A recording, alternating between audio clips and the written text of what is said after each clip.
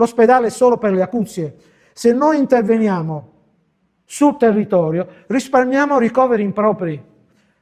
Io vedevo con mia suocera che non c'è più, rottura del femore, intervento dura poco, 2 giorni, 3 giorni stai in ospedale e poi vai a casa. Ma se a casa non c'è un kinesiterapista, un tecnico che la mette su, sta a letto, piaghe di decubito, si aggrava e va in medicina.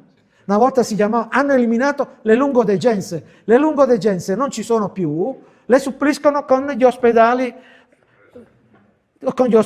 ma negli ospedali di comunità, dopo il 30° giorno si paga alla faccia che si dice io non metto mano nelle tasche dei veneti, ma quando tu mi costringi a fare un intervento alla cataratta, perché i tempi di attesa sono 2 anni e io in 2 anni perdo la vista, sono costretto ad andare dal privato a farmi la cataratta. Quindi da una parte dice io non aumento l'IRPEF, perché quei 10,5 miliardi di euro di fondo sanitario che passa lo Stato centrale, poi bisogna aggiungere i ticket per cui la spesa è 11,6 miliardi, da una parte tu professi di non mettere mano nelle tasche dei veneti e dall'altra mi costringi ad andare dal privato anche per una semplice prestazione. Io penso che sia ora di cambiare, Renzo, se no